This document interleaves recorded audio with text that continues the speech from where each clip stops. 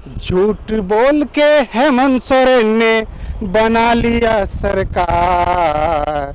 झूठ बोल के हेमंत सोरेन ने बना लिया सरकार। झारखंड वासी ठगा चुके हैं, मधुपुर वासी रहना होशियार। वोट देने से पहले पूछो कहाँ गया रोजगार। पहले रोजगार दो रोजगार। झूठ बोल के हेमंत सोरेन ने बना लिया सरकार। झारखंड वासी ठगा गए हैं, मधुपुर वासी रहना होशियार। नमस्कार, दृष्टिनाव देख रहे हैं आप और आपके साथ मैं हूं अमित सिंह। झारखंड में लगातार आंदोलन का दौर जारी है। लगातार युवाओं के द्वारा झारखंड में अपनी मांगों को लेकर आंदोलन किया जा रहा है। इसी कड़ी में कई ऐसे युवक हैं जो अब सरकार को घेरने की तैयारी में हैं। मधुपुर का उपचुनाव होने वाला है। ऐसे में मधुपुर का उपचुनाव में अपनी भागीदारी जो यहाँ के जो बेरोजगार युवक हैं वो भी निभाने वाले हैं। हेमंत सोरेन को हराने की बात कह रहे हैं। हमारे साथ ऐसे ही कुछ युवक हैं, हम उनसे बात करते हैं, जानते हैं कि क्या उनकी तैयारियां हैं, क्यों हेमंत सोरेन के खिलाफ वो खड़े हैं और मधुपुर में आने वाले चुनाव में क्या होने वाला है इनके हिसाब से। बताइएगा कि सरकार को आप घेर रहे हैं, सरकार से आपकी क्या समस्याएं हैं और मधुपुर में आप सरकार को हराने की बात कर रहे हैं, क्यों? मेरी एक छोटी सी कविता से पता चलेगा कि क्या माजरा है। झूठ बोल के हेमंत सोरेन ने बना लिया सरकार। झूठ बोल के हेमंत सोरेन ने बना लिया सरकार। झारखंड वासी ठगा चुके हैं, मधुपुर वासी रहना होशियार। वोट देने से पहले पूछो कहाँ गया रोजगार। पहले रोजगार दो रोजगार।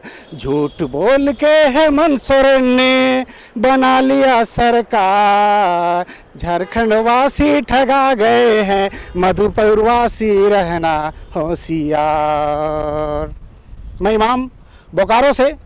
झारखंड सरकार, विशेष करके अभी वर्तमान में हेमंत सरकार, जो झारखंड वासियों को कह रही थी कि 5 लाख रोजगार देंगे, कहाँ गया रोजगार। ये झारखंड के तमाम युवा और विशेष करके मधुपुर के निवासियों मतदाताओं से मैं कहना चाहता हूं कि वोट देने से पहले वो सवाल करें सरकार से, और इसको लेकर, इस मुद्दा को लेकर टोटल उनके लगभग हमारे पास उनके वादे जो है लगभग हजारों वादे किए हैं सरकार में आने से पहले, और उसी वादा को याद दिलाने के लिए उसी मुद्दे को लेकर हम लोग मधुपुर 5 तारीख से जाने वाले हैं। 17 अप्रैल से जो चुनाव होने वाली है उसमें हम लोग सरकार को बताएंगे, जनता को बताएंगे, मतदाताओं को बताएंगे कि सरकार ने कैसे कैसे ठगा है, किस किन मुद्दों पर। जैसे जेपीएससी का मुद्दा हो या जेएसएससी का मुद्दा हो, पारा टीचर का मुद्दा हो या अनुबंध कर्मियों का मुद्दा हो, सहिया सखियों का भी वो लोगों ने नहीं छोड़ा है।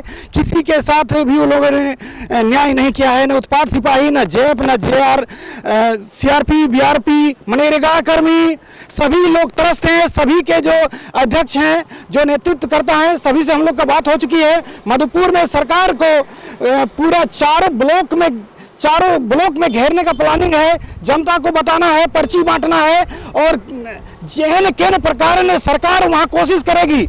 पूरा प्रशासन को वहां लगा दिया है सरकार कि किसी भी कीमत में मधुपुर को सरकार, जो हेमंत सोरेन जी हैं, जो जीतना चाहती है, वहां पर प्रशासन का कड़ा कर दिया गया है। प्रशासन को बताइए ये कहाँ का न्याय है, कहाँ का न्यायपालय है कि पूरा नेता तो लग ही गए हैं, अपने भी लग गए हैं, लेकिन प्रशासन को भी वहाँ ही कर दिया गया है। लेकिन फिर भी उसके नाक के नीचे से हम लोग को वहाँ का सीट उनसे छीन लेना है और उन्हें बताना है कि बेरोजगारी का दर्द क्या होता है, क्योंकि वो सिर्फ और सिर्फ अपना ही रोजगार, अपना ही भला चाह रहे हैं।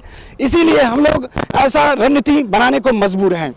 कैसे घेरिएगा? चूँकि आप बता रहे हैं कि आपको बहुत सारी पार्टियों के साथ, लोगों के साथ जो है वो सपोर्ट भी मिल रहा है, आप लोग को सहयोग मिल रहा है, तो घेरने की तैयारियां जो है वो कैसे कीजिएगा, कैसे घेरिएगा, और वहां से जीते तो जीते कौन?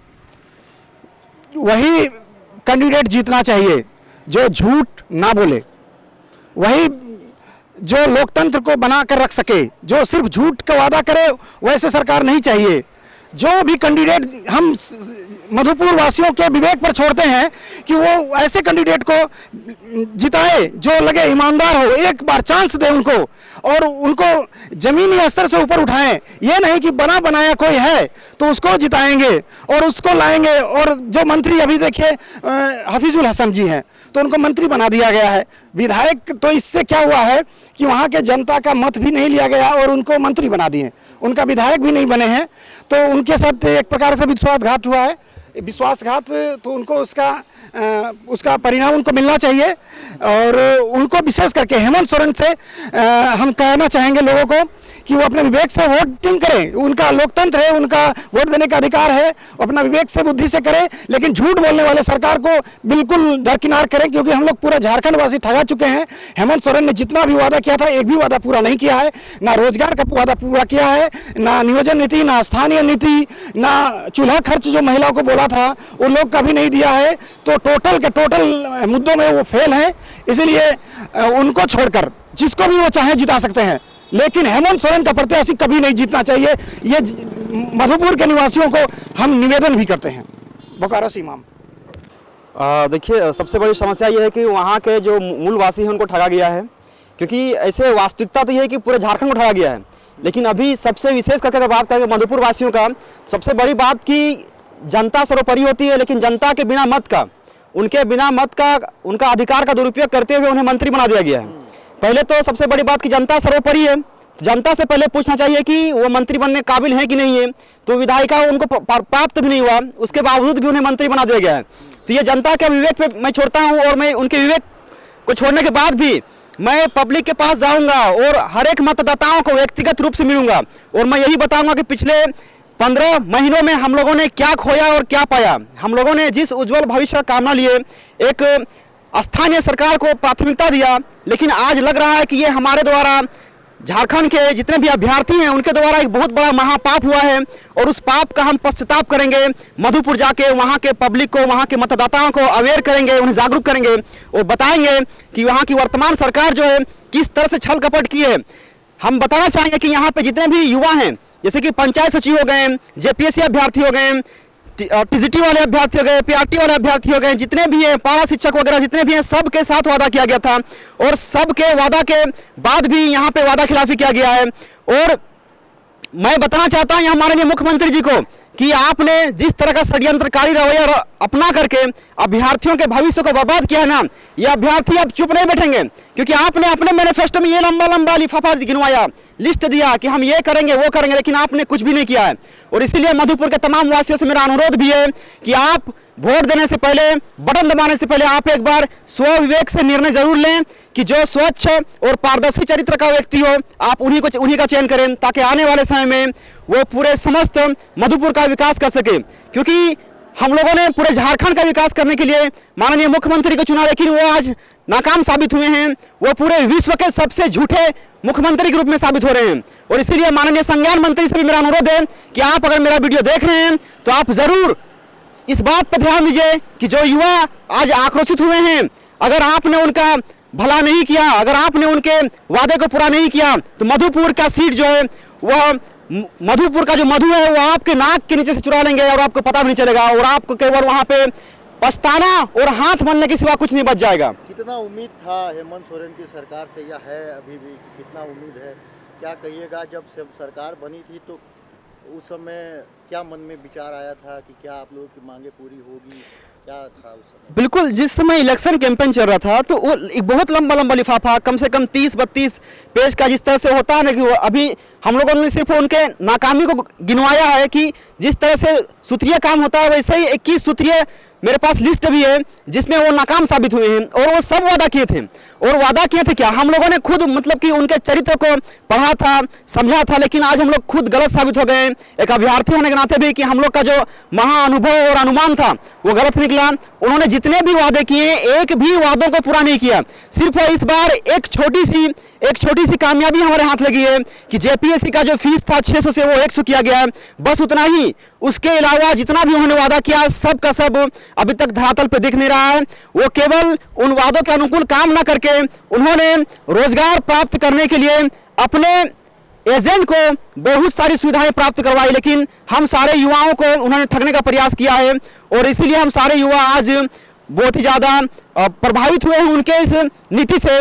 मैं बताना चाहता हूं कि इस सरकार को लाने के बाद हमको पता चला कि इस सरकार के पास ना नियत है, ना नीति है, और ना ही झारखंड का विकास करने के लिए कोई विजन है। नाम और परिचय? मैं गुलाम हुसैन, बोकारो से, झारखंड का बेरोजगार अभ्यर्थी। बिल्कुल, तो बेरोजगारी सबसे बड़ा मुद्दा है लोगों के बीच में, जनता के बीच में। लोग जो है वो कह रहे हैं कि हेमंत सोरेन सत्ता में आने से पहले लगातार वादा कर रही थी कि जितने भी झारखंड के बेरोजगार युवक हैं उन्हें रोजगार मिलेगा, लेकिन इनके हिसाब से सरकार जो है वो अभी तक किसी भी परिस्थिति को समझने में असफल है। लगातार बेरोजगारी जो है बढ़ रहा है, लेकिन सरकार उस पर कोई ध्यान नहीं दे रही है। ऐसे में आने वाले समय में जो मधुपुर का उपचुनाव होने वाला है उसमें हेमंत सोरेन की सरकार को ये लोग घेरने की तैयारियां कर रहे हैं। सहयोगी ऋकिराज के साथ अमित सिंह, दृष्टि नाव।